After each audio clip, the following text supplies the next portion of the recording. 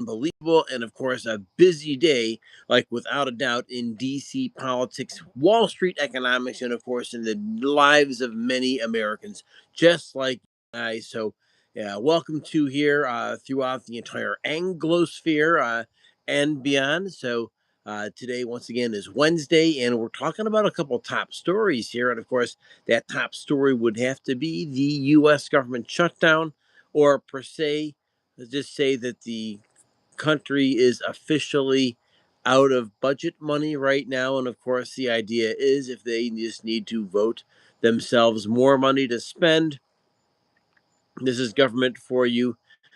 And I will not say it's at its finest, but what you'll see here, like without a doubt, is compromise between one political party and another, and of course, a little bit of brinkmanship going on there as well. And I'm here to say once again that it's not necessarily pretty, but what it is pretty much how governments work throughout the entire world. And of course, it is unless you're an autocracy, unless you're a dictatorship. Maybe you have another country where there is not too much of compromise between different political parties. Well, then you don't have this, but I'm here to say this is part of how uh, governments work, and most definitely how democracies work here. So, just kind of giving you a heads up, get used to it. This is what we have here. And of course, uh, I'll have to undo my top button here in part. There we go. Today, once again, Cleveland Indians garb. Yes, they did come through a big victory yesterday. I'm sorry, today over the Detroit Tigers. So now we're down. Push comes to shove here. We are looking at a tie series between the Tigers and the Guardians. So tomorrow is basically put up or shut up day for both teams. And of course, the Tigers have a great team. They have an amazing city and an amazing fan base. So I want to just tip my hat to them because, like, without a doubt, they are a super, super good town. Our neighbors to the north of here of the Cleveland Akron area. And so tomorrow will be a big, big day. And with that, we can go on with our next top story, of course, dealing with the government shutdown. And of course, what's happened here. And what I hear and what I see is a ton of political rhetoric. Maybe you can relate. And these people, these political parties, they fuss back and forth and back and forth. And of course, I've heard, and I've actually talked to some of the people that are lobbyists right there in DC. Hey, folks, welcome to the Economic Report. Make sure you are liked and subscribed, and I can continue to give you information here on a regular basis. And if you know people should be here, go ahead and invite them as well.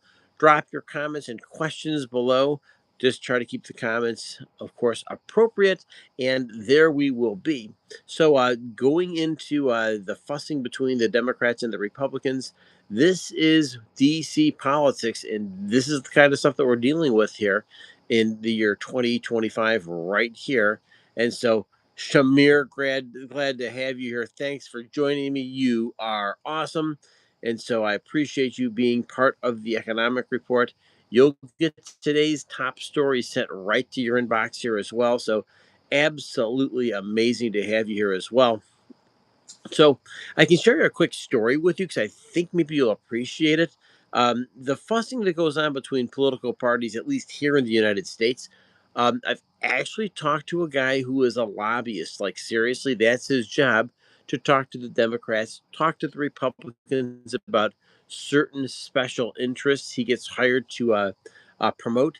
And in this particular case, I'm here to say that he says all the stuff that goes on in front of the microphones, that goes on in front of crowd speeches, pleading for money. They say it's basically nothing more than a show that's getting put on for the people. You heard it. It's basically a show because behind closed doors, he said these people are all buddies. They're all smoking cigars together, playing cards, playing golf. So I just want to make sure that we're kind of aware that the big picture is there's the political face, there's it's the outside face that everybody sees. And of course, and there's the other side of the story, which you have people, of course, putting on a show and maybe secretly getting along. Of course, always answering to their constituents, I think. And then, of course, the rest of the time, obviously, they seem to be a little bit closer than you would typically think. So, just kind of worth, hey, Wob, glad to have you here. Thanks for joining me here at the Economic Report. You are awesome. Make sure you are liked and subscribed there as well. We can continue and drop a comment or question if you have one here. We're talking about DC politics, obviously, the government shutdown or temporary shutdown. And maybe the bigger question is like, so what's going on? The Trump administration doesn't ever seem to miss an opportunity to really exploit a situation. And, from what I understand, what the Trump administration has in mind is they plan on actually using this government shutdown as a baseline. In other words, what does the government really need to function? Are there jobs? Are there dead weight in the U.S. government? And if this is the case and the government can still function without these people, well, the idea is get rid of them, right? Just like that. And of course, that's maybe it's intelligent, maybe it's very Machiavellian in their approach, but I've got to tell you too, you send the wrong message to these people that have been very, very dedicated government workers for like a long time. I mean, they wake up and they work for Social Security or they work for Department of Defense, Homeland Security, Social Security, Medicare, you name it. And while our government tends to be very big and very cumbersome, make no question about it. There's a number of people who really do take pride in what they do and the services they deliver to the American people. And of course, if you understand that, then the idea of going ahead and saying that somebody's job is meaningless or somebody's job doesn't count or they're just a pencil pusher, paper pusher, etc. You get the picture. So we just want to be mindful of people and respect, however they're putting a roof over their family's head, clothes on their back, food in the family's belly. That we want to make sure that we're respecting those things, I guess, maybe most of all. And with that, not belittling anybody because we don't necessarily know, and we sure heck don't have all the answers. So we want to try to be in that habit of being good, kind to people, and of course, really taking a look at what they're doing and maybe being thankful that we do have people that are so thoughtful. For instance, I know a guy that specializes, seriously, I know a guy that works for the federal government. His job is he specializes in background checks for people.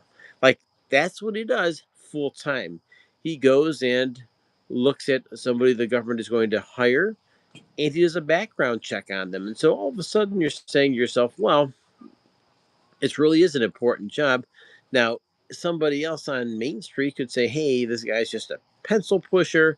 Really doesn't have a job. He's just a government employee." Well, let's face it. It's really important you do these background checks. Hey, you're gonna let somebody work on nuclear materials. Yeah, sure as heck better hope that they have got the proper clearance and of course background check. So those are just some ideas, but beyond that, we can talk for a few minutes here. People said Trump, oh no, yeah, I'm here. Trump might be out playing golf right now.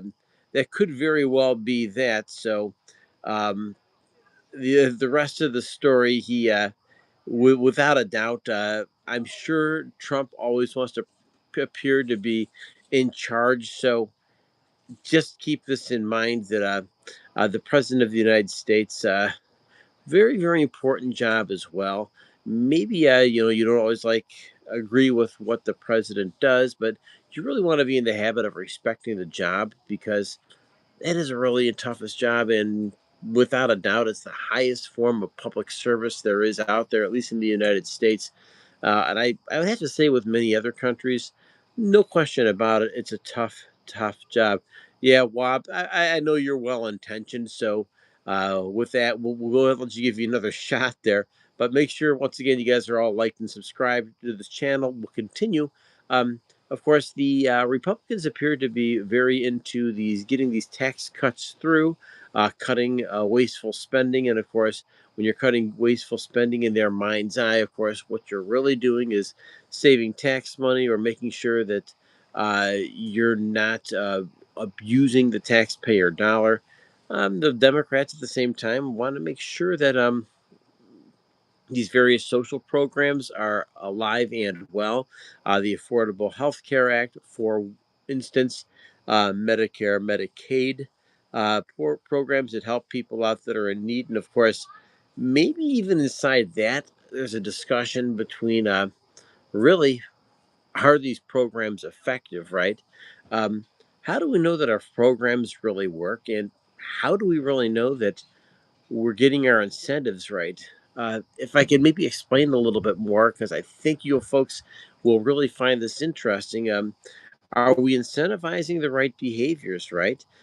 If we're trying to build, for instance, uh, green energy programs, how do we know the green energy program works and that we have the incentives, right, to create additional green energies? And if that's the case, how do we make sure that the carbon programs are working efficiently instead of just throwing throwing it out? Okay, Mandingo, obviously, we can have a little bit maybe more courtesy out there that goes a long way. And with that, we want to make sure that all the incentives are right, and that's really what we're going after here.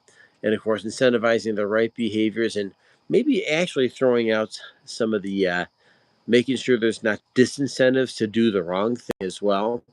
uh, of course, the president continually seems to mention the immigration policies, for instance, and says that we can do a better job there. Okay, people said Trump posted old pictures. Yeah, Wob, I think that's absolutely that might be a conspiracy site throwing something like that out there. I'm quite certain he's alive and well and doing what he loves to do. He loves to be in the mix, and I get the impression if there's one person who just loves to be the president, that's Trump, right? You go through history, take a look at people who really worked tooth and nail to get there. And of course, that's a really, really important place to be there as well. Realizing that, he really liked that job. I think some people like the power that comes along with that, but there's every now and then you do have people here that uh, really go the extra mile and say, hey, I want to be the president because, and of course, with that, we really do have just an interesting person there in the White House for sure. And who knows what the good Lord has in store for the future, even what the next political cycle could look like. And I don't know who the Democrats would run, 3 years from now, and I sure as heck don't know who the Republicans could run. Although, if we're talking for the president, for instance, you'd really have to say that J.D. Vance is probably the front runner, and of course would carry out all types of. He would be the person who'd be the front runner. You could conceivably be somebody else out there, of course, and that would be maybe a Marco Rubio. Democrats, on the other hand, I'm not sure at least yet who they would run, but the fact is that they will have themselves a slate of candidates that they're going to run there as well. And no matter where you are throughout the United States, you know that public service really is a super tough job. And on top of that, of course, there's time, there's energy. Uh, Rasmus, you might not be wrong, bud. I'm here to tell you, you could very well be right on the money. Um, but I think the country needs two viable political parties that really represent the needs of the people. And I think this is kind of maybe the great disconnect people are feeling right now, that you're either voting for one party or the other, and you don't 100% agree with one side, and you don't agree 100% with another side, but that's out there. Um, I can share this with you towards the end of this cast. Of course, George Washington was adamantly against political parties. Ben Franklin, much the same way. They said that political parties tended to look out for a certain niche business of people, and it was usually heavily backed by finances. And the other thing they said was that it was really designed to take care of their needs. And if it was not, taking care of their needs, then people wouldn't vote for it, right? And so, with that, just a reminder that these people, these political parties, tend to look for a very, very narrow swath of people's needs, and if it happens to take care of other people's needs, then it's usually a coincidence, right? That's George Washington, that's Ben Franklin's attitudes about political parties, and I can't say they're 100% wrong. Find me a party that really looks out for the average of the best interests of the average American. That's the party I want to vote for, right? Our best interests, roof over the head, clothes on the back of our family, and food in their bellies, a great place to start. So, hey, folks, I'm Brian from the Economic Report. Thank you so much for joining me, folks. And if I could say that, one thing that we always know, that the biggest battle we fight is the one between our ears, over our thoughts, our actions, and our attitude. Rasmus, yeah, I think she had a real rough run, my friend. There's no question about it. I think that there's might be some maybe more widely appealing candidates. I think Biden probably did a little bit of damage for that campaign, and I think that she followed up by doing equally as bad. And I think one of the things that both political parties need to do is make sure that if you're talking about the things that matter to people at the dinner table, like, hey, making sure you take care of the essentials, and then, hey, maybe hopefully the future generation does better, right? That's kind of what I would always hope for. That you want your kids, you want the next generation to always do better than the previous generation, right? Keep themselves well grounded, be contributing Americans, and Lord willing, leave this place a little better for the next generation, not leave it worse. And that's really kind of the what we hope for everybody to be. And the media, Denmark claimed 90% of the Danes would vote for Harris. Well, I don't know if they would or they wouldn't. There's probably some things the Danes would vote for, and I think there's probably somebody who would say, "Geez," um, and I got to be honest with you, Rasmus, you bring up a super intelligent point. I'm so thankful that you're here on this channel. Um, so let me throw this out there to you. Would you rather have, Trump or Harris dealing with the Russians, right? And if you kind of see things that way, then one party in America would probably stand up better against Putin and whatever other dictators exist in the world. And I think that's sometimes how Americans feel. There's one group that seems to maybe bring the fist, and the other one comes with an open hand. And yeah, Rasmus,